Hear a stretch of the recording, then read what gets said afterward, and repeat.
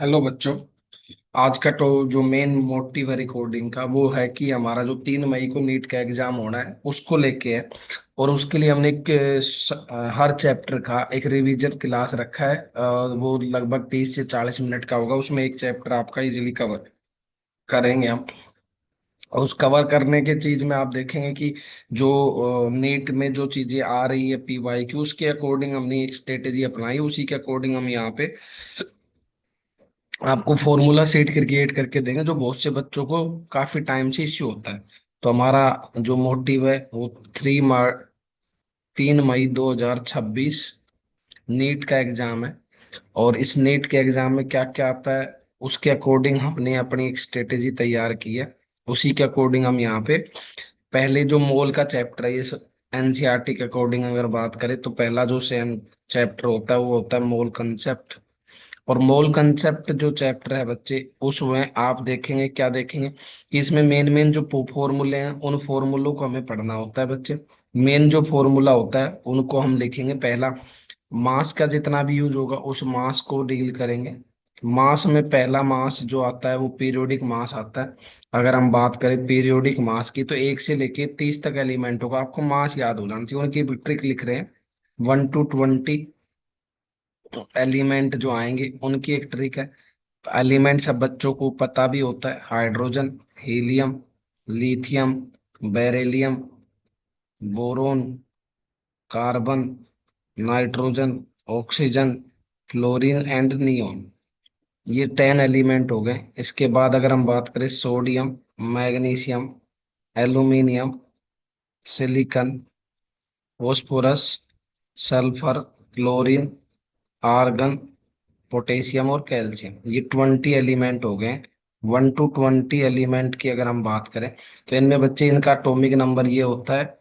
कोई भी एलिमेंट का जनरल रिप्रेजेंटेशन आप लिखते हो तो उसमें आपको विजिबल होता है कि 1 to 20 एलिमेंटों का ये एक रिप्रेजेंटेशन हो गया। अगर इसके रिस्पेक्ट में अगर हम बात करते हैं तो इसके रिस्पेक्ट में हम दो चीजें सीखेंगे बच्चे। क्या, अगर हमारा एटॉमिक नंबर कोई भी एलिमेंट को लिखते हो वो होता है जेड और ऊपर A. A is atomic mass, Z is atomic number और एक्स पीरियोडिक टेबल का एलिमेंट। इनमें तीन ट्रिक लगाएंगे। अगर किसी का आपको एटॉमिक नंबर इवन पता है, इवन है किसी एलिमेंट का, तो उसका एटॉमिक जो मास निकालेंगे वो आ जाएगा 2 टाइम्स ऑफ एटॉमिक नंबर। अगर आप उसको देखेंगे तो इसका मास क्या आ जाएगा, 2 टाइम्स ऑफ एटॉमिक नंबर। जैसे इसमें हम एक दो एग्जाम्पल देख सकते हैं। एग्जाम्पल क्या है बच्चे, कार्बन है 6 तो कार्बन 12 हो गया। ऑक्सीजन है 8 तो 16 हो गया। अगर हम बात करें दूसरे ट्रिक की तो if atomic number is odd, किसी का एटॉमिक नंबर ओड भी हो सकता है। अगर ओड आ रहा है बच्चे उस केस में आप एटॉमिक नंबर अगर ओड देख पा रहे हो तो उस केस में आप क्या करेंगे, एटॉमिक मास जो होगा वो कर देंगे 2 टाइम्स ऑफ एटॉमिक नंबर +1। और जैसे आप करेंगे तो बच्चे इसका जो एटॉमिक मास है उसका भी एग्जांपल देख लेते हैं कि ये फिर फिट हो रहा है कि सोडियम 11 पे आता है तो इसका ये ट्रिक लगाएंगे 23। एल्यूमिनियम आप देखेंगे बच्चे 13 पे आता है तो ये 27। एक जो हमारा एलिमेंट होता है बच्चे अगर उनकी बात करें तो 1 से 20 तक की ये गिनती होगी, 1 2 3 इस तरह से ये गिनती होगी। हम इनमें जो मेनली दो एलिमेंट ऐसे जो इस ट्रिक में ज्यादा एक्यूरेट फिट नहीं होते, one is hydrogen, other is argon. Hydrogen और आर्गन को हमें अलग से याद रखना होता है। उसकी ट्रिक भी क्या है, अगर हम थर्ड ट्रिक की बात करते हैं तो इसके केस में जो थर्ड ट्रिक होती है वो जो एलिमेंट के ऊपर अप्लाई होती है, थर्ड ट्रिक है हाइड्रोजन। वैसे तो 4 एलिमेंट है, हरियाणा बॉर्डर से आप इसको याद रख सकते हो, हरियाणा। ये 4 एलिमेंट है जिन पे ये ट्रिक फिट नहीं होती जो हम लगाते, लेकिन अगर आप इन दो को भी याद रखोगे बाकी दो पे लगा दोगे तो कोई खास एरर आएगा नहीं। तो आपको ये ध्यान रखना था बच्चे। हाइड्रोजन का जो एटॉमिक नंबर है वो भी 1, मास भी 1। और जो हमारा आर्गन है उसका एटॉमिक नंबर 18, मास 40 होता है। नाइट्रोजन और बोरोन पे कोई खास फर्क नहीं पड़ेगा अगर आप उस पर अप्लाई कर भी देंगे तो। मेनली हमें हाइड्रोजन और आर्गन को याद रखना था जो हमारी स्ट्रिक में फिट नहीं होता है। अगली बात करते हैं बच्चे 1 से 20 तक की। ये कहानी आपको क्लियर हो गई होगी। सेकंड जो बात है बच्चे वो है इंपॉर्टेंट बात हमारी। अगर हम सेकंड जो 1 21 to 30 एलिमेंट की बात करें, ये भी हमें याद ही रखना होता है क्योंकि बहुत से क्वेश्चन आप देखोगे आजकल जो आ रहे हैं उनमें 21 से जो पहला एलिमेंट है वो स्कैंडियम है, टाइटेनियम है, वेनेडियम है, क्रोमियम है, मैग्नीज है, आयरन है, कोबाल्ट है, निकल है, कॉपर है और जिंक है। 21 से लेके आप देखेंगे 22, 21 से लेके और 30 तक आपका यही होगा। Scandium, titanium, vanadium, chromium, manganese, iron, cobalt, nickel, copper and zinc. ये हमारे 10 एलिमेंट हो गए। अगर किसी बच्चे को इस एलिमेंटों को भी नहीं याद होता तो उनकी भी ट्रिक है। साइंस टीचर वेरी क्यूट या वेरी क्रू, जैसे भी आप कंफर्टेबल हैं, वेरी क्रू, मांगे फीस, मांगे फीस, कोई नहीं क्यों जाने, मांगे फीस, कोई नहीं क्यों। सीयू को हमने क्यों लिखा है ताकि उसके सिंबल को ध्यान रख पाए और जाने। और भी एक ट्रिक है, शक्तिमान, वेरी क्रेजी, मन फिर कोई नहीं क्यों जाने। तो इस तरीके से आप 21 से 30 एलिमेंटों को याद रखें। इनका एटॉमिक मास याद रखने की भी एक ट्रिक हमने ड्राइव की है, 2 times of atomic number plus code number. और ये बच्चे, ये कोड जो नंबर होता है इसको याद रखने की जो ट्रिक है बच्चे, अगर हम उसको देखें तो इसको याद रखने की ट्रिक होती है। अगर हम लॉजिकली देखें तो कोड नंबर हमारा होता है, इसकी ट्रिक हमने खुद से बनाई, 3 टाइम्स 4, 5, 4, 5। एक ट्रिक ये लगेगी, 3 टाइम्स 5, 5। तो ये हमारी दो ट्रिक्स आपकी हेल्प करेंगे बच्चे। इसमें कोड नंबर जो होता है वो हमारे पास में क्या आएगा, 3 टाइम्स 4, 5, 4, 5, 4, 5, 3 टाइम्स 5, 5। ये हमारे कोड नंबर आते हैं बच्चे, जो इनमें जोड़ने हैं हमें। ये कोड नंबर हमने खुद की सहूलियत के लिए बनाए, ना कि पहले से कहीं मेंशन। है ट्रिक भी आपने अकॉर्डिंग बनाई, बट इनसे आंसर एक्यूरेट आता है जो हमें चाहिए होता है। 2 इंटू 21 प्लस 3, मैं एक दो लिखूंगा, 45 हो गया। इस ट्रिक को लगाइए, 2 इंटू 22 प्लस 4 तो आंसर आ जाएगा 48। 2 इंटू 23 प्लस 5 तो आंसर आ जाएगा 51। और इस तरीके से आप 2 इंटू 24 प्लस 4 तो आंसर आ जाएगा 52। अगर इस तरीके से आप लिख पाओगे तो 2 इंटू 25 प्लस 5 तो आंसर आ जाता है 55। आप देखेंगे आयरन का भी, 2 इंटू 26 प्लस 4 तो आंसर आ जाता है 56। तो हमें कुछ कुछ एलिमेंट है, जैसे आप सबका लिख लेंगे, मैं लास्ट वालों का लिख रहा हूँ, आप बीच का सबका इसी ट्रिक से लिख लेंगे। 2 इंटू 29 प्लस 5 तो आंसर आता है इसका 63। और लास्ट वाला है 2 इंटू 30 प्लस 5 तो आंसर आता है 65। तो हमें एक इस तरीके से 1 से लेकर 30 तक एलिमेंटों का एटॉमिक नंबर, एटॉमिक मास याद हो जाता है, जो हमें हर जगह यूज होता है, दैट इज पीरियोडिक मास। अब एक जो नेक्स्ट कहानी शुरू होती है, जो बहुत से बच्चों को हर चैप्टर में दिक्कत करता है, वो होता है हमारा यूनिट कन्वर्जन बच्चे। नेक्स्ट जो कहानी शुरू होती है वो हमारी होती है यूनिट कन्वर्जन की। इनमें थोड़ा सा टाइम लगेगा, बाकी आप देखेंगे बहुत इजीली हम 40 मिनट में, 45 मिनट में इसको इजीली कवर कर लेंगे चैप्टर को। ये बहुत ही इंपॉर्टेंट चैप्टर माना गया है। अगर हम बात करें दूसरी यूनिट कन्वर्जन की बच्चे, तो यूनिट कन्वर्जन भी एक इम्पोर्टेंट कॉन्सेप्ट है। केमिस्ट्री में बहुत से चैप्टरों में आधे से बच्चों को यूनिट ही नहीं कन्वर्ट करना आता है, इसलिए फिजिकल केमिस्ट्री के बहुत से क्वेश्चन गलत हो जाते हैं। तो हमें यूनिट कन्वर्जन में बेसिकली आप देखोगे, या तो मास का बहुत ज्यादा यूज है, फिर या लेंथ का बहुत ज्यादा यूज है, या फिर वॉल्यूम का बहुत ज्यादा यूज होता है। तो इन तीन यूनिटों को हमने, यानी तीन जो यूनिट कन्वर्जन है वो, उनकी ट्रिक एक ही है। हमें ये पता होना चाहिए इन दोनों का बेस यूनिट, एक वर्ड आता है बेस यूनिट का मतलब, जो इनके पीछे आपने पढ़ा होगा यूपीएससी में, एक होता है प्रेफिक्स जो आपके नाम से आगे ऐड करते हो, सफिक्स जो अपने नाम के एंड में ऐड करते हो, जिसको आप। तो मास के लिए जो वर्ड यूज होगा बेस यूनिट, वो ग्राम होगा। लेंथ के लिए और वॉल्यूम के लिए, वॉल्यूम के लिए हमेशा लीटर लिखना है, और लेंथ के लिए हमेशा मीटर लिखना है। और इनकी ट्रिक क्या है, इन तीनों को कन्वर्ट करने की एक ही ट्रिक है बच्चे। इसकी ट्रिक हम लिख रहे हैं, king Henry died by, king Henry died by drinking, by drinking chocolate and milk, chocolate and milk. आप देखेंगे इस ट्रिक में जो लिखने का मोटिव है, इसकी और भी एक कहानी है जब हम इसको लिखेंगे। लेकिन अभी आप इस ट्रिक को कंफर्टेबल होंगे याद करने में। के से जो अल्फाबेट लेना है हमें, वो किलो लिखना है, प्रेफिक्स हमें लगाना है इसका, के से रिप्रेजेंट करेंगे, एच से हमें लिखना है हेक्टा, इसको एच से रिप्रेजेंट करेंगे स्मॉल, इस वाले को लिखेंगे डेका, इसको डीए से लिखेंगे बच्चे। बाई का मतलब होगा बेस यूनिट, जो बेस यूनिट जो भी हम यूनिट कन्वर्ट करेंगे मास के लिए, जैसे ग्राम लगानी पड़ेंगे इसलिए उसको बेस यूनिट कह रहे हैं। इस वाले डी का मतलब होगा डेसी, इस वाले डी का मतलब इसको डी से लिखेंगे। इसमें जो सी है उसका मतलब होगा सेंटी, इसको सी से लिखेंगे। और ये जो एम है इसका मतलब होगा मिली, इसको स्मॉल एम से लिखेंगे। ये ट्रिक हमारी बनेगी, ठीक है। King Henry died by drinking chocolate and milk, इसमें हमें ये प्रेफिक्स की तरह यूज करने हैं इन तीनों के सामने। प्रेफिक्स का मतलब मास में जो भी हम यूनिट कन्वर्जन करेंगे बच्चे, उनमें हमें ये यूनिट लगानी पड़ेगी। King Henry died by drinking chocolate and milk.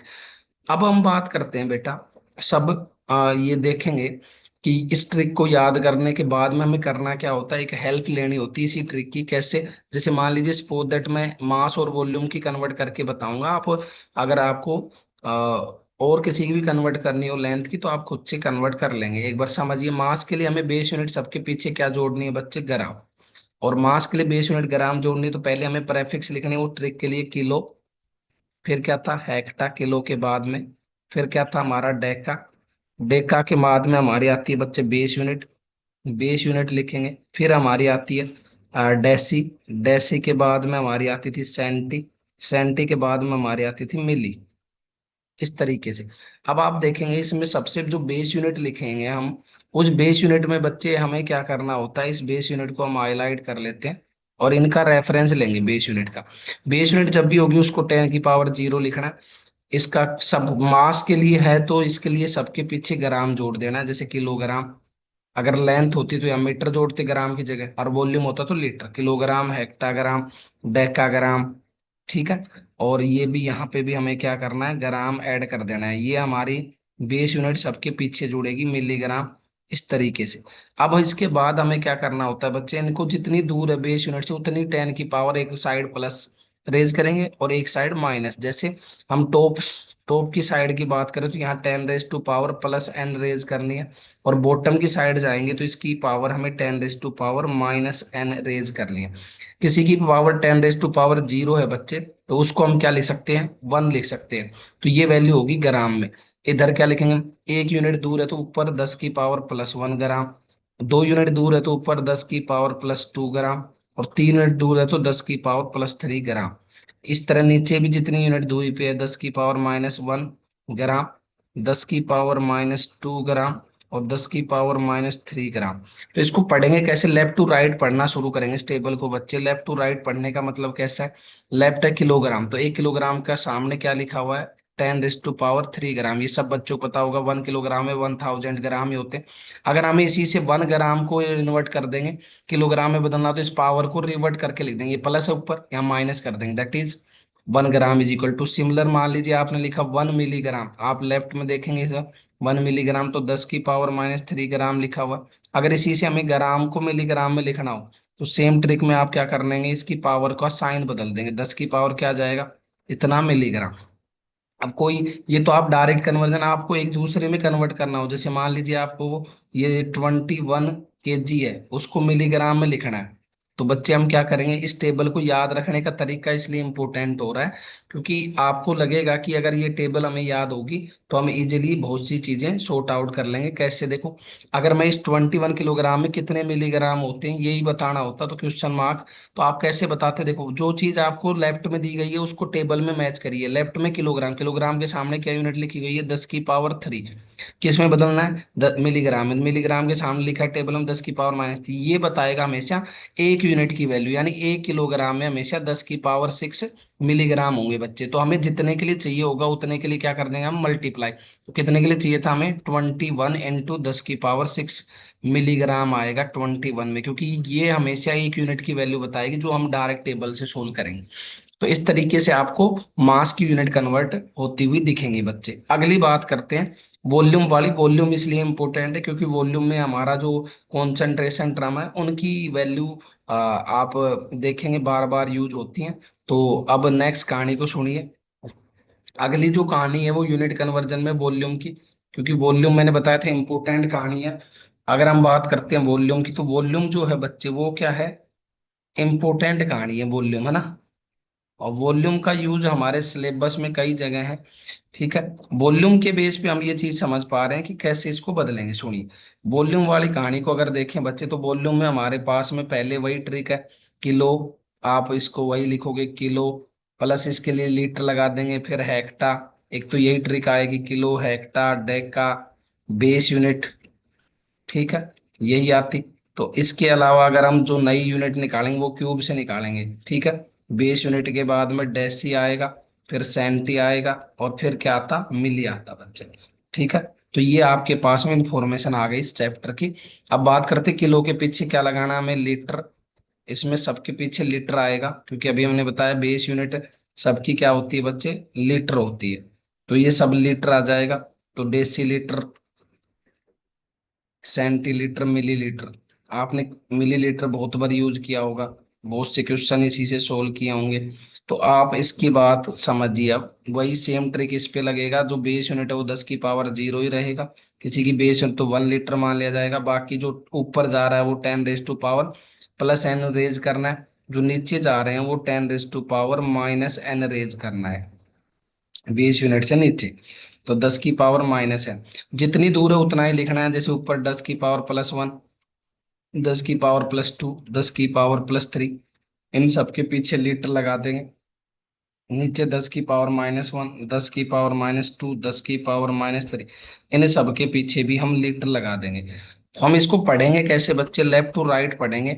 1 kilolitre is equal to 1 kilolitre. 1 kilolitre में अगर हम बात करें तो कितना लीटर है, 1000 लीटर है। अगर इसका उल्टा कर दिया जाए तो 1 लीटर में क्या होगा बच्चे, 1 लीटर में कितना किलोलीटर होगा, 10 की पावर -3 किलोलीटर होगा। दूसरा है 1 मिलीलीटर। 1 ml में 10 की पावर -3 लीटर दिख रहा है। तो अगर आप इसको बदलना चाह रहे हो तो कितना आ जाएगा बच्चे, 1 लीटर इज इक्वल टू 10 की पावर +3 ml आ जाता है। तो आप इसमें भी वही ट्रिक लगा सकते हो, किसी को किसी में बदलना हो तो आप क्या करेंगे बच्चे, किसी चीज को किसी में बदलना होगा तो क्या करेंगे, किसी में किसी को बदलना होगा तो क्या करना है, सुनिए अब बात। 1 लीटर की वैल्यू अगर आपको मिलीलीटर को डेसीलीटर में बदलना हो, सपोज दैट मिलीलीटर है, मान लीजिए आपके पास 49 मिलीलीटर है, ml है, उसको आपको डेसीलीटर में बदलना हो बच्चे, डेसीलीटर। तो हाउ टू सोल्व, तो सिंपल सा मतलब है बच्चे, आप क्या करेंगे उस क्वेश्चन में, सीधा सा लॉजिक लगाएंगे कि 49 ml है, उसको किस में बदलना है, डेसीलीटर में बदलना है। तो आप ये क्वेश्चन की फॉर्म में समझिए। तो आंसर वही करना है जैसे पिछले में लगाया था। मिलीलीटर के सामने लिखा है पहले 10 की पावर -3, और आपको डेसीलीटर में लिखा है 10 की पावर -1, इन दोनों का रेशो लेंगे तो आंसर आएगा 10 रेज टू पावर -2। तो 49 में कितना हो जाएगा, एक यूनिट की वैल्यू आती है, तो 49 में 49 × 10 रेज टू पावर -2 हो जाता है बच्चे। 10 रेज टू पावर क्या हो जाएगा, -2 हो जाएगा। तो इस तरीके से आप इस टेबल को यूज करेंगे, जो बार बार हमें कई चैप्टरों में हेल्प करेंगी। अब जो दूसरी जो कहानी है वो वॉल्यूम की क्यूब से शुरू होती है बच्चे, और क्यूब इसलिए इम्पोर्टेंट है, किस लिए इम्पोर्टेंट है ये सब बच्चों को पता होगा, क्योंकि क्यूब के बेस पे हम वॉल्यूम की बहुत सी यूनिट कन्वर्ट कर लेते हैं। तो उसी को समझते हैं बच्चे, सुनिए, अगली कहानी को सुनेंगे। देखिए नेक्स्ट कहानी क्या शुरू होती है बच्चे, क्यूब के बेस पे यूनिट कन्वर्जन होता है। ये आप सब बच्चों को पता होगा, क्यूब कैसे निकाली जाती है ना। तो क्यूब के बेस पे अगर हम बात करें, तो क्यूब हमारे पास में ऐसा होता है कमरे जैसा। सपोज दैट हमने कोई क्यूब बना ली, इस क्यूब में हमें पता होता है कि क्यूब में इस तरह से दीवारें होती हैं, है ना, 8 कॉर्नर होते हैं। 8 कॉर्नर को आप मिला देंगे तो ये क्यूब बन जाएगी आपकी। ठीक है, ये क्यूब बन गई है आपकी, ये बन गई है क्यूब। और इस क्यूब को बनाने के बाद में आपको क्या करना होता है, वॉल्यूम ऑफ क्यूब डिफाइन करना होता है। कैसे करेंगे मैं बता देता हूँ। वैसे तो वो तीनों पैरामीटर सेम होते हैं वॉल्यूम ऑफ क्यूब जब डिफाइन कर रहे होगे तो लेंथ, ब्रेथ, हाइट तीनों सेम होती है। तो इसलिए हम इसका वैल्यू लेते हैं 1 डेसीमीटर क्यूब, क्योंकि तीनों पैरामीटर हमने 1 डेसीमीटर मान लिए, तो वॉल्यूम ऑफ क्यूब क्या आ जाएगा, 1 डेसीमीटर क्यूब। ये हमें पता होना चाहिए, 1 लीटर ये 1 डेसीमीटर क्यूब के बराबर होता है। ये पहले से हमें पता होना चाहिए। बाकी जो कन्वर्जन है वो देखिए उस टेबल से होंगे। 1 डेसीमीटर में कितना मीटर होता है, 10 की पावर -1 मीटर, ये पिछली टेबल में था। अगर इसका हम क्यूब कर दें, इस चीज का अगर हम क्यूब करते तो 1 डेसीमीटर क्यूब में कितना होगा, 10 की पावर -3 मीटर क्यूब। तो एक तो हमें ये याद होना चाहिए, 1 डेसीमीटर क्यूब में कितना होगा। दूसरी बात करते हैं बच्चे, दूसरी कहानी है। 1 मीटर में हमें पता होता है 100 सेंटीमीटर होता है, 10 की पावर 2 सेंटीमीटर होता है 1 मीटर में। तो 1 मीटर का अगर हम क्यूब करेंगे तो क्यूब करने पे क्या बनेगा बच्चे, 1 metre cube is equal to आ जाएगा 10 की पावर 6 सेंटीमीटर क्यूब, ये आ जाएगा आपका। अगर हम बात करें अगली कहानी की, नेक्स्ट कहानी क्या शुरू होती है मीटर क्यूब के बाद में। अब 1 मीटर क्यूब की वैल्यू आई तो हमें यहाँ डेसीमीटर क्यूब को रिलेट करना होता है। 1 डेसीमीटर क्यूब में कितना आ जाएगा, 10 की पावर -3 इंटू 10 की पावर 6। तो इसको सोल्व करेंगे तो वैल्यू आएगी बच्चे 10 की पावर +3 सेंटीमीटर क्यूब, जो हमें चाहिए होती है। एक ये हमें याद रखना है कि 1 डेसीमीटर क्यूब में कितनी वैल्यू होती है, हमेशा 10 की पावर 3 सेंटीमीटर क्यूब आएगी। एक और कहानी होती है 1 डेसीमीटर क्यूब। ठीक है, इसमें आप क्या लगा सकते हो, 1 डेसीमीटर क्यूब लीटर के बराबर होता है, और 1 लीटर में कितने एमएल होते हैं, 10 की पावर 3 एमएल होते हैं। तो आप इन दोनों इक्वेशनों को देखेंगे तो हम ये भी बोल सकते हैं कि 1 सेंटीमीटर क्यूब ही 1 एमएल होता है। इसलिए डेंसिटी की कई यूनिट 1 ग्राम पर सेंटीमीटर क्यूब की जगह ग्राम पर एमएल में दे दी जाती है। तो 1 सेंटीमीटर क्यूब ही क्या होता है बच्चे, 1 एमएल के बराबर होता है ना। तो ये हमें ध्यान रखना था, 1 सेंटीमीटर क्यूब की वैल्यू एमएल के बराबर भी होती है, 1 एमएल के बराबर होती है बच्चे। ठीक है, तो अब हमारे पास में 1 एमएल के बराबर है, तो 1 सेंटीमीटर क्यूब ही क्या है बच्चे, 1 एमएल होता है। तो हमारे पास ओवरऑल कंक्लूजन क्या निकला, इसमें जो हमें यूनिट आपस में कन्वर्ट करनी है उनको मेन इंपोर्टेंट कहानी में समझना है, क्यूब के में, है ना। ये मैं ऊपर लिख रहा हूँ क्यूब में, जो हमें ये तो हमने तरीका सिखाया कि कैसे हम यूनिट को बदलेंगे। ये नोट में जो लिख रहा हूँ उसको आपको ध्यान होना चाहिए, ये नोट क्या है ना। यही बार बार इसमें यूनिट कन्वर्जन में हेल्प कर देगा आपकी। आपको अलग से कुछ नहीं याद रखना, ये याद रखना है 1 लीटर 1 डेसीमीटर क्यूब के बराबर होता है, 10 की पावर -3 मीटर क्यूब के बराबर होता है, 10 की पावर +3 सेंटीमीटर क्यूब के बराबर होता है, और 10 की पावर +3 एमएल के बराबर होता है। ठीक है, तो ये हमारा नोट की वैल्यू आ गई, जो हमें ध्यान से पढ़ना है। ठीक है, अब बात करते हैं नेक्स्ट कहानी की। जिस टेबल में आपको यही याद रखनी है जो मैंने ऊपर नोट लिखा है, 1 लीटर 1 डेसीमीटर क्यूब के बराबर है, 10 की पावर -3, आपस में इनका ही यूनिट कन्वर्जन का खेल चलता रहेगा। और एक ये लाइन याद होनी चाहिए कि डेंसिटी की यूनिट आपको पूछ ली जाए कि वॉल्यूम की ऐसा यूनिट क्या है, तो मीटर क्यूब है। ओके, वॉल्यूम की ऐसा यूनिट क्या है बच्चे, मीटर क्यूब है। जैसे डेंसिटी की भी आप देखोगे तो ग्राम पर सेंटीमीटर क्यूब या वॉल्यूम के हिसाब से ग्राम पर एमएल दी होती है। तो 1 सेंटीमीटर क्यूब 1 एमएल के बराबर होता है, इसलिए ये लिख पाते हैं। तो ये यूनिट कन्वर्जन था जो हमारे चैप्टरों में लगता है। एक और जो कहानी है, बात करते हैं मास की। मास का जो इन्वॉल्वमेंट इस चैप्टर में वो काफी इंपॉर्टेंट है बच्चे। मास की बात करते हैं तो मास हमारा पहला होता है एटॉमिक मास। पहला जो मास होगा वो क्या होगा बच्चे, एटॉमिक मास। तो आप सीधा सीधा याद रखेंगे मास ऑफ वन एटम, इसको क्या कहेंगे, मास ऑफ वन एटम। एक एटम का मास कह देंगे मास ऑफ वन एटम। और इसका यूनिट भी क्या होता है, एएमयू होता है। इसकी यूनिट क्या होती है, एटॉमिक मास यूनिट होती है, या फिर क्या होती है, यू होती है बच्चे। दूसरी बात करें हम, दूसरी बात है एटॉमिक मास के बाद मोलिकुलर मास होता है। मोलिकुलर मास, मोलिकुलर मास होता है मास ऑफ वन मोलिक्यूल। इसको कैसे लिखेंगे, मास of one molecule, mass of one molecule, एक मोलिक्यूल का मास, मास ऑफ वन मोलिक्यूल। उसके भी यूनिट क्या होती है, एएमयू, क्योंकि एटम से एटम मिलके मोलिक्यूल बनते हैं। और यू, अगला जो यूनिट होता है वो होता है मोलर मास, मोलर मास।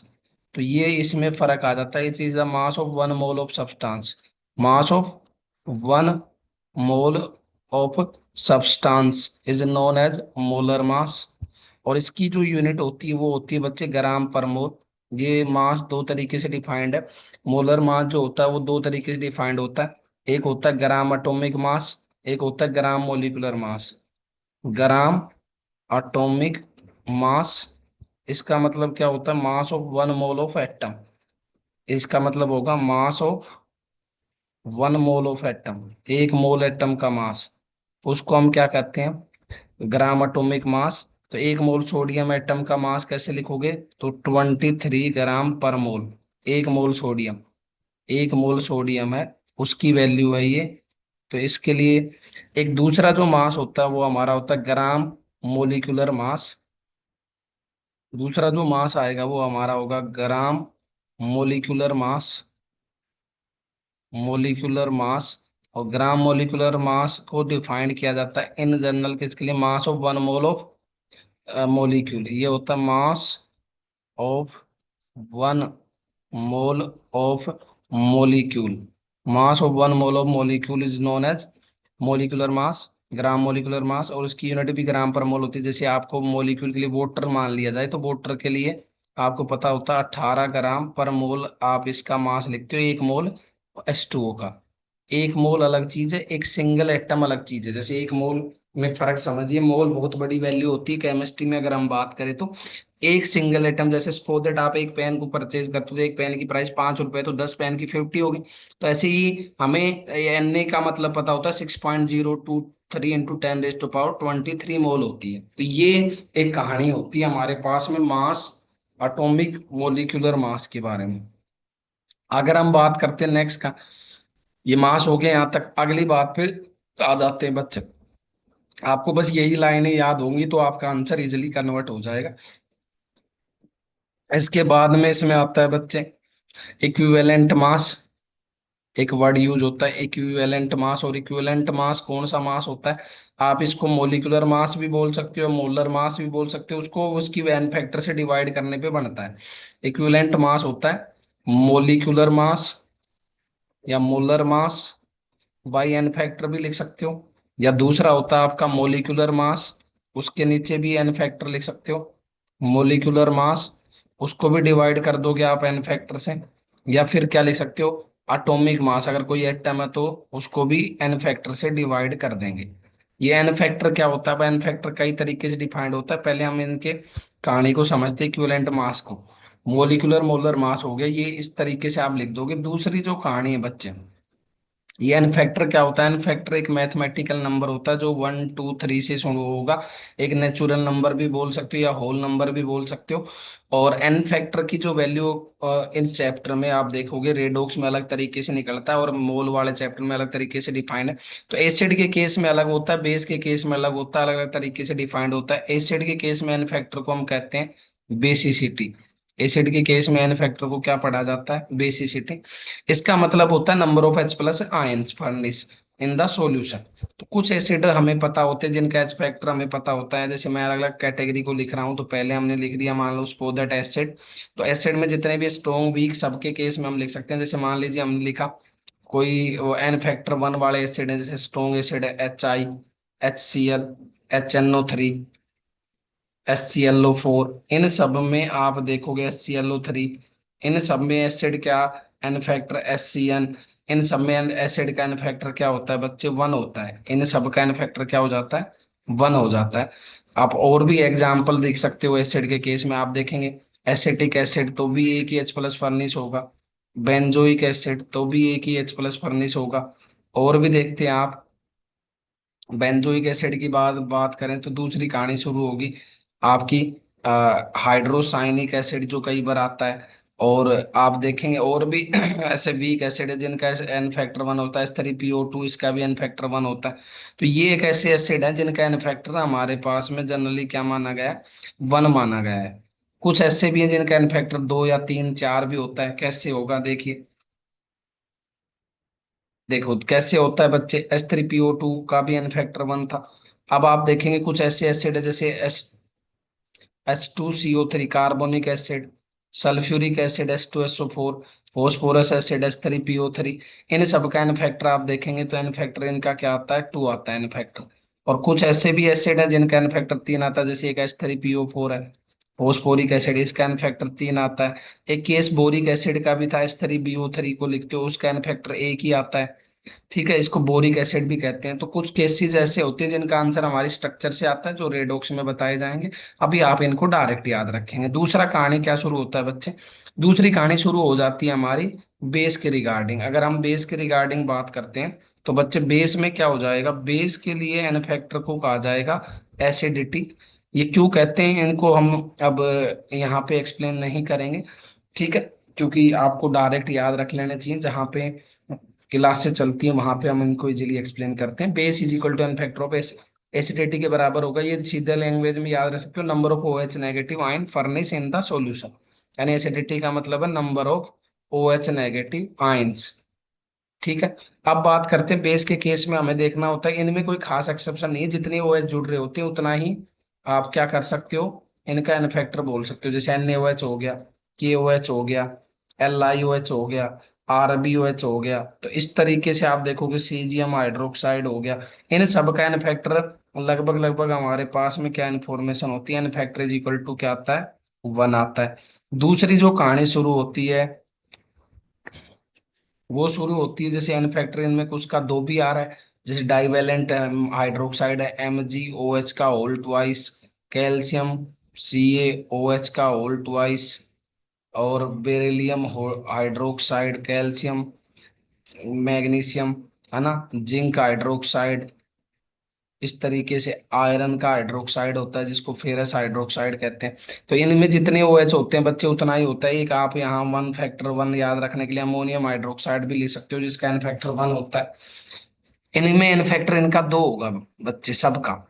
तो इसका मतलब है इनके एन फैक्टर की वैल्यू क्या आएगी, 2 आएगी, क्योंकि यहाँ पे जितने भी आप पानी में डिजोल्व करोगे ये फर्निश करेंगे 2 OH नेगेटिव आयंस।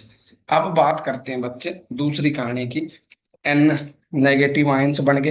अब अगर हमारे पास अगली कहानी शुरू होती है वो है हमारे पास में, आपको पता है कुछ ऐसे भी हैं जिनका एन फैक्टर 3 होता है, जैसे FeOH का होल थ्राइस, इसका एन फैक्टर 3 होता है। स्कैंडियम हाइड्रोक्साइड SCOH का होल थ्राइस, तब भी इसका एन फैक्टर 3 ही होता है।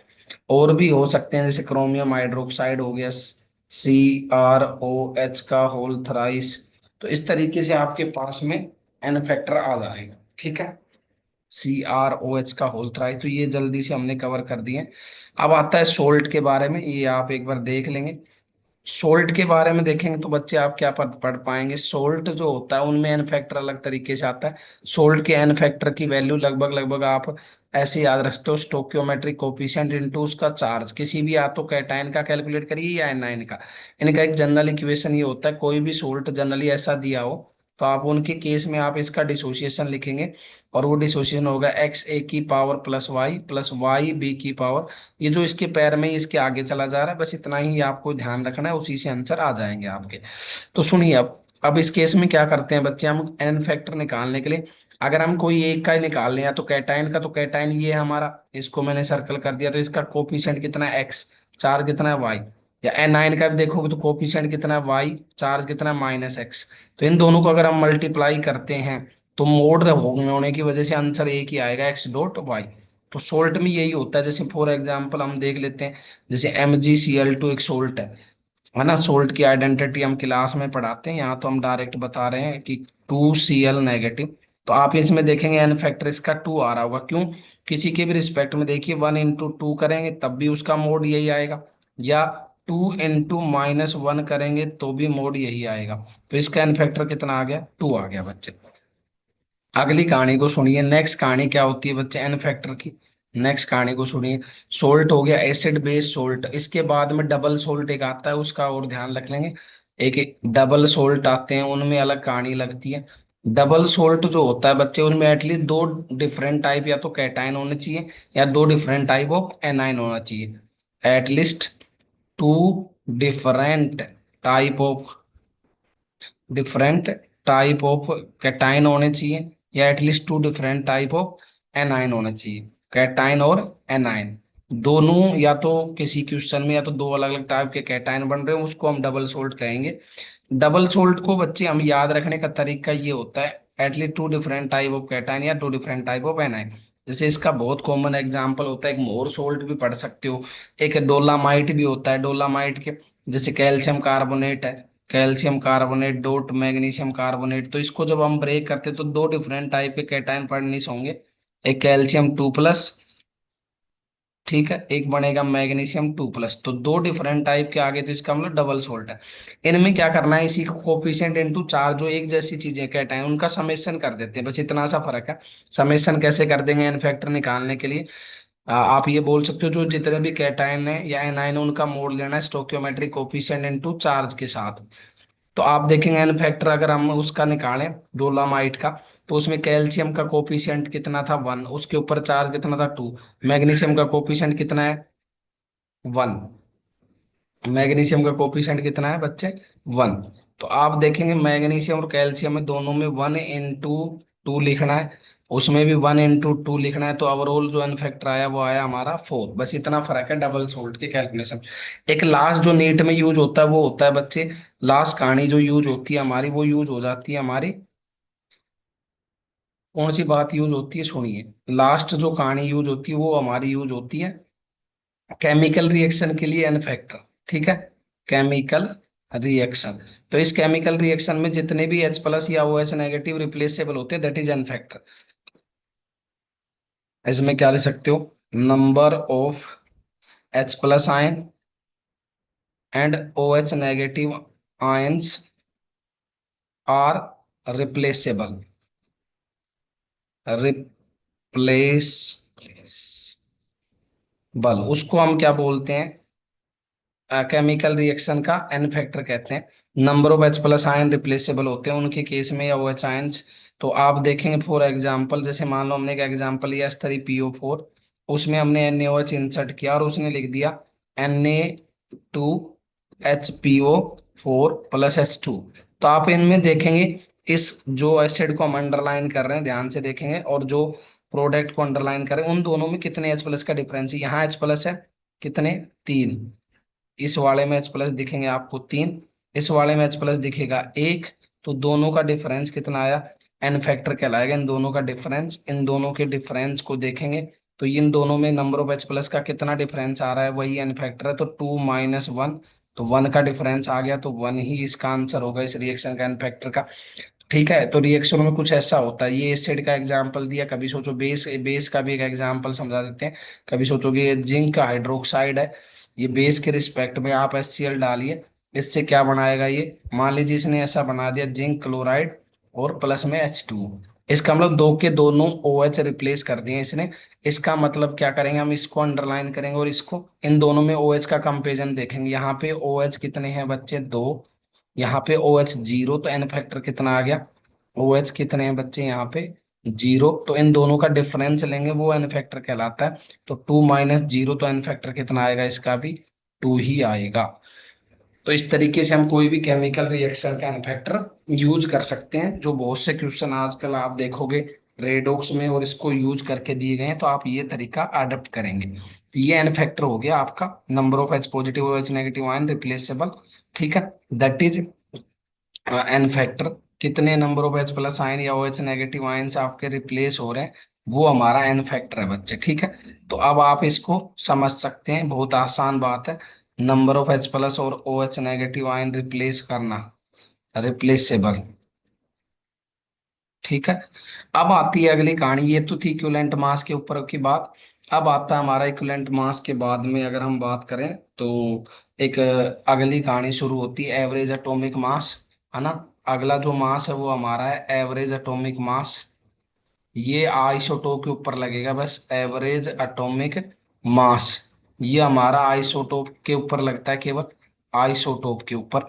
आइसोटोप की अबेंडेंस दी होती है। तो मैं एक जनरली आइसोटोप सब बच्चों को पता होगा, आइसोटोप का मतलब क्या होता है, अगर नहीं पता तो 1 मिनट सुन लीजिए। हम कोई भी एलिमेंट एक रस्सा रखते हैं, एटॉमिक नंबर सेम हो लेकिन उसका मास अलग अलग हो। जैसे ये हम कोई रिप्रेजेंटेशन ले रहे हैं, ये जेड एक ये है, और एक ये मान लिया हमने एक्स कोई एलिमेंट है, उसका एटॉमिक नाम एटॉमिक मास 82 है पहले का। लेकिन ये एलिमेंट सेम है, एलिमेंट सेम और एटॉमिक नंबर सेम हो, लेकिन एटॉमिक मास क्या हो डिफरेंट हो, उनको हम आइसोटोप कहते हैं। तो इनकी अबेंडेंस दी होती है, जैसे ये एक्स है, इसकी अबेंडेंस मान लीजिए परसेंटेज अबेंडेंस गिवन होगी, क्वेश्चन में आप पढ़ेंगे तो बहुत आसानी से गिवन होगी। मान लीजिए इसकी परसेंटेज अबेंडेंस ए दी हुई है और इसकी परसेंटेज अबेंडेंस बी दी हुई है। तो एवरेज एटॉमिक मास का एक फॉर्मूला लिखेंगे, एव एवरेज। जब भी इस पूरे चैप्टर में तो वो एक ही है, जितने भी टाइप के आइसोटोप में क्या लिखेंगे, वो उसकी परसेंटेज अबेंडेंस इनटू उसका एटॉमिक मास, ये फॉर्मूला लगेगा अपॉन में नीचे परसेंटेज अबेंडेंस, नीचे टोटल परसेंटेज अबेंडेंस इसका लिख देंगे वैल्यू का। तो परसेंटेज अबेंडेंस और मास की वैल्यू को लिख दिया।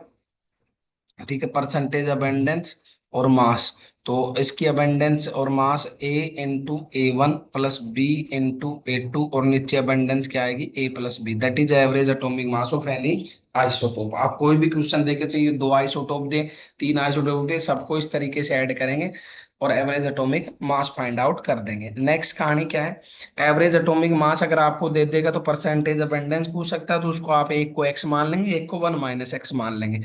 तो ये एवरेज एटॉमिक मास का ये फॉर्मूला आपको समझ में आ गया। अगला जो मास होता है वो होता है एवरेज मोलर मास।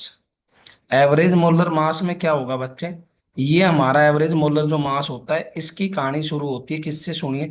एवरेज मोलर मास होता है जनरली गैसियस मिक्सचर के लिए, जो गैस एक से ज्यादा एक ही कंटेनर में स्टोर कर दी जाती है, उनके लिए एवरेज मोलर मास होता है। जैसे सपोज दैट आपने क्या किया बच्चे, ये एवरेज मोलर मास डिफाइन करने के लिए मान लो दो डिफरेंट टाइप के कंटेनर में अलग अलग टाइप की पहले गैस प्रेजेंट थी सेपरेटली, लेकिन अब मान लेते हैं कि इसमें बच्चे आपके पास में क्या हो गया, एक कंटेनर में एक कोई गैस है, मान लीजिए एक्स गैस है, और दूसरे कंटेनर में मान लीजिए वाई गैस है।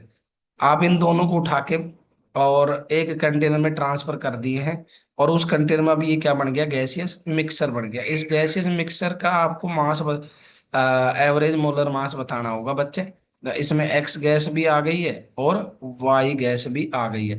तो हम मान लेते हैं इसकी क्वांटिटी मास वाई, तो यहाँ डब्ल्यू एक्स है, इसकी क्वांटिटी मास वाई डब्ल्यू वाई है, इसके मोल है वो एन ऑफ एक्स है, इसके मोल है वो एन ऑफ वाई है। तो जो एवरेज मोलर मास का फॉर्मूला बनेगा बच्चे, एम एवरेज, वो क्या बनेगा सुनिए। एम एवरेज को हमें यहाँ उस वाले से पीछे वाले से अलग करने के लिए एम एम एवरेज लिख रहे हैं। तो वो क्या होता है, total mass upon total mole. Total mass को हमेशा जितने भी हैं टोटल मोल के रेशियो से डिवाइड कर देंगे, total mass by total mole, that is average molar mass of gases mixer. तो टोटल मास अगर आप देखेंगे इस वाले इक्वेशन में, तो W X plus W Y हुआ, और ये टोटल मोल क्या हो गए, N X plus N Y. तो दो ये आ गया आपका एम एवरेज का molar mass for gaseous mixer. अगर इसको हम एक्सपेंड करते हैं तो मैं यहाँ शॉर्टकट डायरेक्टली लिखूंगा क्योंकि इतना टाइम है नहीं यहाँ पे। तो आप इसको जब मोल और मोल फ्रैक्शन में रिलेट करेंगे तो एक फॉर्मूला ये भी बनता है, mole fraction of X component into molecular mass of X component, mole fraction of Y component into molecular mass of Y component. ये एवरेज मोलर मास के दो फॉर्मूले हैं जो कई बार यूज होंगे। ये वाला फॉर्मूला काफी जगह लगता है, तो आप इसको याद रखेंगे, that is average molar mass of gaseous mixer. अब बात करते हैं बच्चों नेक्स्ट कहानी की, सुनिए। ये था एवरेज मोलर मास। अब आप देखेंगे एवरेज मोलर मास के बाद में आप इसके अंदर ऑब्जर्व करते हैं मास की दो चार बातें बच गई है, मैं उसको रिलेट कर ही देता हूँ। एवरेज मोलर मास होने के बाद में मास जो होता है वो डेंसिटी से रिलेट होता है ना, जैसे मोलिकुलर मास और वेपर डेंसिटी का रिलेशन आपने देखा होगा, एक एम्पेरिकल और मोलिकुलर फॉर्मूला है ना, उसको भी बताएंगे अभी। तो आप देखेंगे एक जो हमारा मास होता है एम्पेरिकल और मोलिकुलर फॉर्मूले की फॉर्म में होता है, ठीक है। एम्पेरिकल फॉर्मूला और मोलिकुलर फॉर्मूला क्या होता है सुनिए। एक आप डायरेक्ट याद रख लेंगे बच्चे, इसमें ज्यादा डिटेलिंग में हम पढ़ाते हैं वैसे तो, लेकिन ये आप डायरेक्ट याद रखेंगे, 2 टाइम्स ऑफ वेपर डेंसिटी वो होता है हमारा मोलिकुलर मास। ये फॉर्मूला बहुत सी जगह लगेगा, ये जनरली गैसियस कंपोनेंट से ड्राइव होता है, अब डिटेल में नहीं है, यहाँ शॉर्टकट ही लिखेंगे। एक हमें याद रखना है स्पेसिफिक ग्रेविटी, एक होती है एब्सोल्यूट डेंसिटी जो सबको पता होगी, एब्सोल्यूट डेंसिटी को हमें ध्यान रखना है। एब्सोल्यूट डेंसिटी का मतलब होता है जो लिक्विड कंपोनेंट के लिए निकालते हो मास पर यूनिट वॉल्यूम, ये याद रखनी है। एक वर्ड यूज होता है स्पेसिफिक ग्रेविटी, कुछ क्वेश्चनों में ये देने लग गया आजकल। ये क्या होती है, एक तरह की रिलेटिव डेंसिटी होती है। तो density of one component upon density of water component, ये अगर दिया हो तो उसको हम बोलते हैं स्पेसिफिक ग्रेविटी। तो हमें ये तीन फॉर्मूले अलग से ध्यान रखने होते हैं, बाकी का काम ज्यादा यूज का है नहीं, उनको हम यहाँ क्लास में ही पढ़ाते हैं, यहाँ पे नहीं पढ़ाएंगे, ठीक है। अगली जो बात आती है बच्चे वो हमारी आती है अभी जो हम जिक्र कर रहे थे एम्पेरिकल और मोलिकुलर फॉर्मूले की। मोलिकुलर फॉर्मूला या एम्पेरिकल फॉर्मूला कहाँ से जनरेट होगा सुनिए। एम्पेरिकल या मोलिकुलर फॉर्मूला, मोलिकुलर फॉर्मूला आप याद रखिए, ये एक्चुअल नंबर ऑफ एटम को बताता है, क्या बताता है, actual number of atom present in given molecule, actual number of atom present in given molecule, ठीक है। ये एक्चुअल नंबर ऑफ एटम को बताएगा, actual number of atom present in given molecule.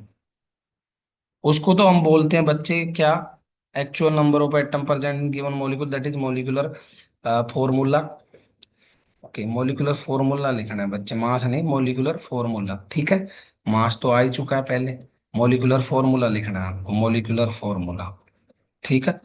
और जैसे मान लीजिए आपका जो दूसरा है वो होता है एम्पेरिकल फॉर्मूला। तो एम्पेरिकल फॉर्मूला क्या होता है, जो सिंपलेस्ट रेशियो में जो आंसर आता है, एम्पेरिकल फॉर्मूले में क्या होगा, इसमें आएगा बच्चे आपका सिंपलेस्ट रेशियो। सिंपलेस्ट रेशियो में जो नंबर ऑफ एटम प्रेजेंट होते हैं, that is simplest number of atom present in simplest ratio, number of atom present in simplest ratio. जो सिंपलेस्ट रेशियो है उसके अंदर, उस रेशियो को हम क्या लिखते हैं बच्चे, एम्पेरिकल फॉर्मूला लिखते हैं, मोलिकुलर फॉर्मूला। और एम्पेरिकल फॉर्मूले को मैं एक छोटे से एग्जांपल में यहाँ पे एक्सप्लेन कर रहा हूँ, शायद आप क्लियरली समझ पाएंगे कैसे। जैसे मान लीजिए आपने लिखा ग्लूकोज, ग्लूकोज का फॉर्मूला क्या होता है, सब बच्चों को पता होगा, C6H12O6। अगर आप इसको इस फॉर्म में लिख रहे हो, दैट इज मोलिकुलर फॉर्मूला।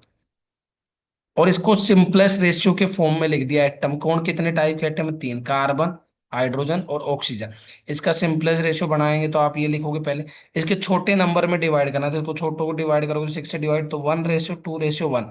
तो ये जो छोटा रेशियो आया, इस छोटी फॉर्म में जो रेशियो आया, दैट इज एम्पेरिकल फॉर्मूला। तो आप क्या लिखोगे, इसको CH2 का होल एन, ठीक है। ये जो आया ये एम्पेरिकल फॉर्मूला कहलाता है। और जो रियल में जो आप लिखते हो एक्चुअल नंबर ऑफ एटम कितने थे ग्लूकोज में टोटल, वो सब क्या कहलाता है, मोलिकुलर फॉर्मूला।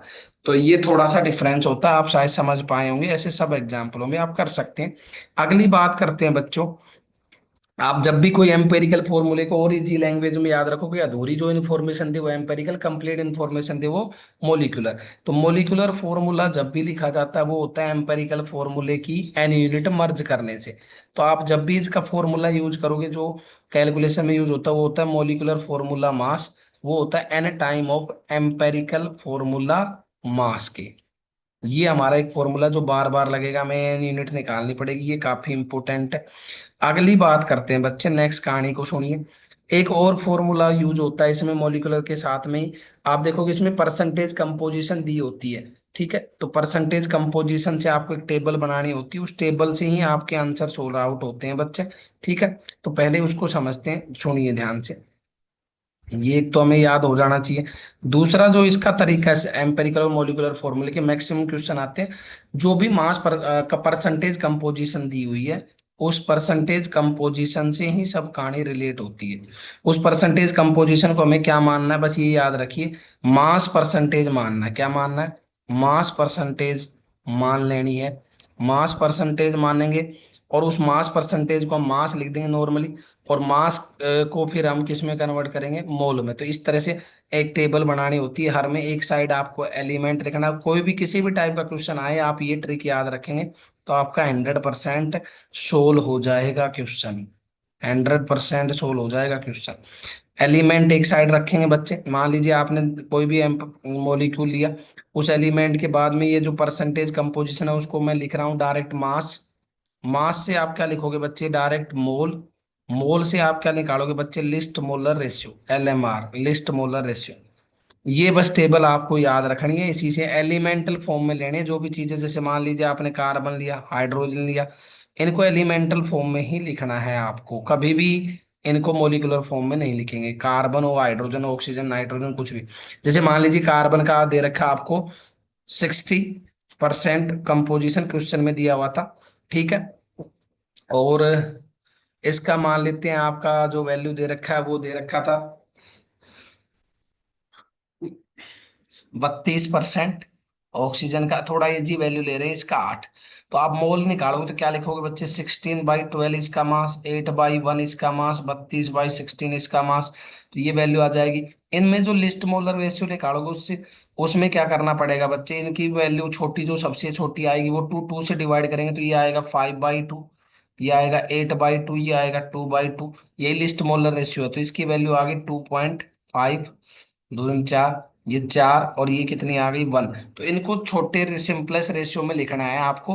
तो ये रेशियो आप या तो क्या बना सकते हो इसको नियरली, कि कार्बन, हाइड्रोजन और ऑक्सीजन जिस प्रपोर्शन में है, वो एम्पेरिकल फॉर्मूला आ जाएगा। तो ये किस प्रपोर्शन में है, ये 2.5 के रेशियो में। 2.5 के रेशियो में, 2.5 के रेशियो में 1 है, 1 के रेशियो में 1 है, 1 के रेशियो में 1 है। तो ये वैल्यू आ जाएगी 2.5 के रेशियो में, 2.5 के रेशियो में 1 है, 1 के रेशियो में 1 है। तो ये किस प्रपोर्शन में है, ये 2.5 के रेशियो में। 4 के रेशियो में 1 को, अगर इसको हटाना हमें फ्रैक्शन को, तो इसको पूरे नंबर को किससे मल्टीप्लाई कर दीजिए आप, 2 से मल्टीप्लाई कर दीजिए, तो ये फ्रैक्शन हट जाएगा, इधर वाला 5:8:2, इस रेशियो में आपके ये एलिमेंट प्रेजेंट होंगे। उससे एम्पेरिकल फॉर्मूला आप क्या लिख सकते हो, तो एम्पेरिकल फॉर्मूला आपका बन गया बच्चे C5H8O2, इस तरीके से। ठीक है, तो ये मैक्सिमम एम्पेरिकल मॉलिक्यूलर फॉर्मूले के क्वेश्चन आपको दिखेंगे। ये आने के बाद आप यही फॉर्मूला फिर से लगा देंगे तो आपको मॉलिक्यूलर फॉर्मूला जनरेट हो जाएगा। तो ये एम्पेरिकल मॉलिक्यूलर फॉर्मूले कोई खास डिफिकल्टियां नहीं है। ठीक है, तो ये जितने भी टाइप के मास के क्वेश्चन है उसमें एक एप्लीकेशन बच गई है, बस 5 मिनट उसको सुन लेंगे। एप्लीकेशन ऑफ मास में 3 चीजें हैं जो कभी कभी पूछ रहा है कि मिनिमम मॉलिक्यूलर मास बहुत ज्यादा आने लग गया है। ठीक है, ये जनरली मैक्रो मोलिक्यूल पे आता है जिनका मास बहुत ज्यादा होता है। ठीक है, तो पहला तो आपको क्या याद रखना है, एक तो percentage of individual, percentage composition of individual element, ये क्वेश्चन बहुत आ रहे हैं। जैसे composition of element individual element, जैसे किसी मॉलिक्यूल में उसने परसेंटेज कंपोजिशन निकलवा ली। जैसे मैं एक एग्जांपल से इसको इजीली एक्सप्लेन कर देता हूँ, जैसे आप अपने मार्क्स को परसेंटेज निकालते हो, सेम उसी तरह का कोई क्वेश्चन है। मान लीजिए उसने दिखा NaCl, NaCl में आपको परसेंटेज बतानी, बताइए परसेंटेज ऑफ सोडियम कितना है। तो आपको कुछ नहीं करना, कोई भी क्वेश्चन दे सब में यही लॉजिक लगेगा, परसेंटेज ऑफ एलिमेंट, जो भी एलिमेंट की निकलवाई है उसमें कितने नंबर ऑफ एटम है उसके, उस एलिमेंट के पूरे मॉलिक्यूल में नंबर ऑफ एटम, उसमें उस अकेले एटम का एटॉमिक मास लिख देंगे, परसेंटेज के लिए इनटू 100 कर देंगे, और नीचे टोटल मास ऑफ कंपाउंड कर देंगे, टोटल मास ऑफ कंपाउंड। बस ये फॉर्मूला आपको ध्यान है, टोटल मास ऑफ कंपाउंड्स, तो आपको इजीली परसेंटेज ऑफ एलिमेंट पता चल जाएगा। तो परसेंटेज ऑफ एलिमेंट निकालने का, जैसे इसमें NaCl है तो Na कितने हैं? एक, तो नंबर ऑफ एटम कितना हो गया, तो एक एटम हो गया। एक एटम का मास कितना होता है सोडियम के 23 इंटू 100, इस पूरे मोलिक्यूल NaCl का मास कितना होगा 23 + 35, तो नियरली 58 आएगा। तो इस तरीके से आप परसेंटेज ऑफ सोडियम बता सकते थे। अगर इसमें परसेंटेज ऑफ क्लोरीन बतानी होती तो आप कुछ नहीं, ऊपर बस क्लोरीन का मास लिखते, एटम कितने हैं? एक, क्लोरीन का मास कितना आता है 35, नीचे 100 और नीचे टोटल वही 58। इस तरीके से आप, ये कॉन्सेप्ट बहुत आसान है, बच्चों वाली बात है। दूसरा है आपका पास में मिनिमम मोलिकुलर मास, ये कॉन्सेप्ट बहुत इंपॉर्टेंट है।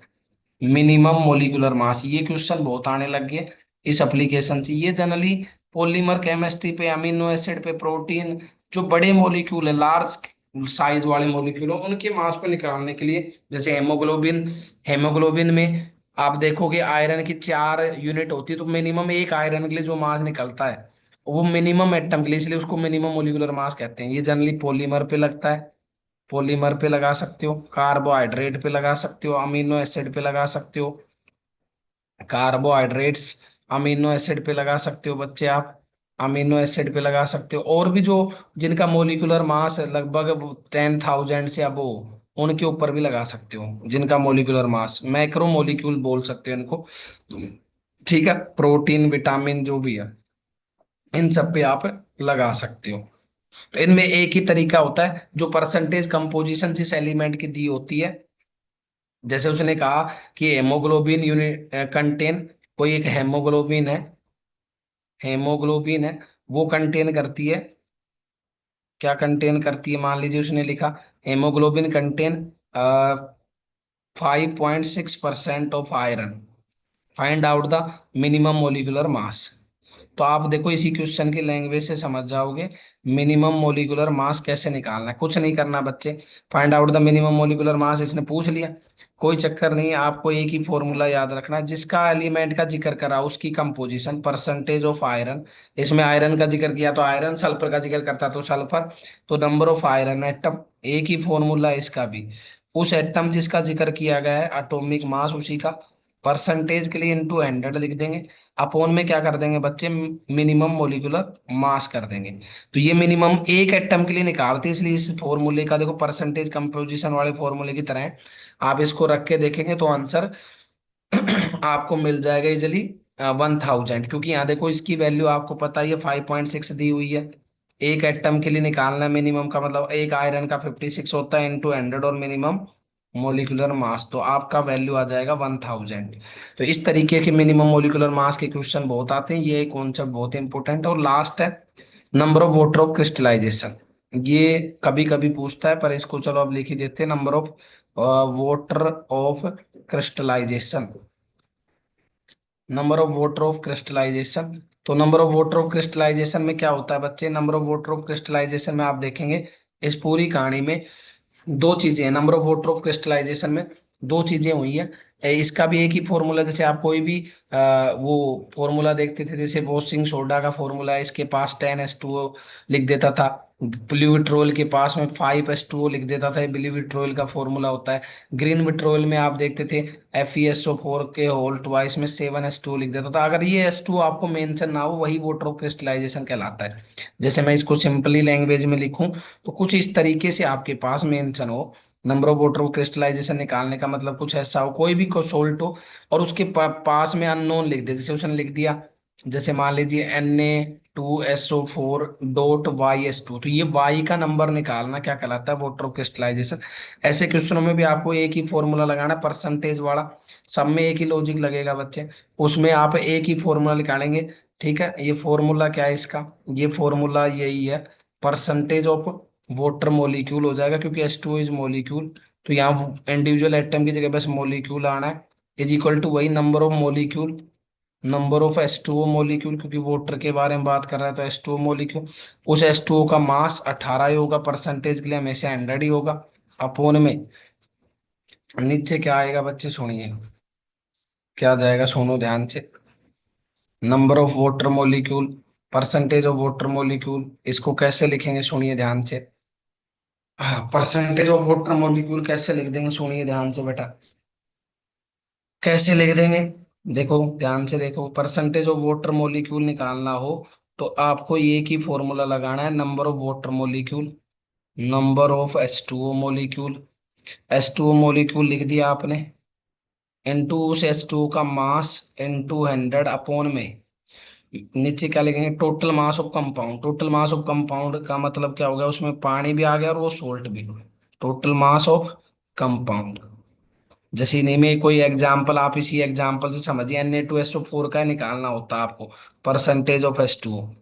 तो इसके केस में क्या करते हैं आप, नंबर ऑफ वाटर मॉलिक्यूल 12 है तो 18Y × 100 लिख देते हैं, अपॉन में Na2SO4 के लिए निकाल रहे हैं, मान लीजिए आप ये वैल्यू Na2SO4 के लिए निकाल रहे हो, तो Na2SO4 में 18Y तो नीचे अलग से जुड़ेगा और Na2SO4 का मास जोड़ देंगे, बस ये मतलब हुआ बच्चे। Na2SO4 का मास निकालेंगे तो 23 दूनी 46, अगर इसका मास निकाल रहे हो तो 46, तो ये हो गया भाई 32 और 64, 32 और 64, 4 2 6 6 6 12, और ये कितना होगा, 6 4 10 3 13 1 14, 142 आएगा, तो 142 यहाँ पे ऐड हो जाएगा बच्चे। ठीक है, 142 यहाँ पे ऐड कर देंगे, तो ये आपका मैथमेटिकल एक फॉर्मूला जनरेट हो गया, जो number of water of crystallisation को डील करता है। तो ये पूरी कहानी मास के रिगार्डिंग, तो जितने भी टाइप के मास के क्वेश्चन आते हैं, है ना, वो सब कवर कर दिया हमने, चाहे कोई भी चैप्टर में हो। लास्ट एक कहानी अगर आप देखना चाहते हो तो वो फॉर्मूला मास एक बच गया है, उसको मैं 2 मिनट बता ही देता हूँ। फॉर्मूला मास केवल आयनिक कंपाउंड के लिए लगता है, ये only valid for ionic compound, only valid for ionic compound, ionic compound के लिए वैलिड होता है बच्चे। दूसरी बात, ये इसकी यूनिट भी वही होती है, AMU या फिर U, एटॉमिक मास की तरह। फॉर एग्जाम्पल आयनिक कंपाउंड है तो आप इसके लिए NaCl एक आयनिक है, तो इसका फॉर्मूला मास तरीका वही है जो पीरियोडिक टेबल से सीखते हो, 23 + 35.5 एग्जैक्ट, तो ये होता है नियरली 35 भी ले सकते हो, तो आंसर 58.5 AMU आएगा, दैट इज फॉर्मूला मास। यानी जितने भी आयनिक कंपाउंड है, मान लीजिए आपने लिखा MgCl2 दैट ऑल्सो आयनिक, तो इसके लिए आप क्या लिखोगे, मैग्नीशियम का 24, इसका 71, तो ये वैल्यू 95 AMU आएगी। तो ये जितने भी टाइप के मास थे बच्चों, वो मैंने इस वन वीडियो शॉर्ट में कवर कर दिया है। नेक्स्ट वीडियो में हम कॉन्सेंट्रेशन टर्म मोल का जो बच गया है ना, क्योंकि 40 मिनट में तो ये पॉसिबल नहीं हो पाया, बहुत से टीचर इसको स्किप कर देते थे, इसलिए मैंने इसको डिटेल में पढ़ा दिया।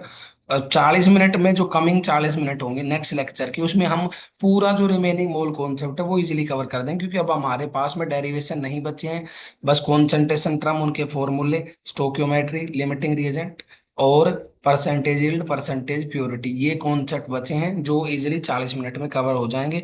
तो आप इस वीडियो को पहले स्टेप से देखना शुरू करिए, बहुत इजीली आपको समझ में आएगी कि कैसे हमने इजीली बहुत अच्छे कॉन्सेप्ट से शुरू किया है। 3 मई जो आपका नीट का एग्जाम है, 3 मई को जो होने वाला है, उस वजह से हमने इस केमिस्ट्री की क्लास को स्टार्ट किया है।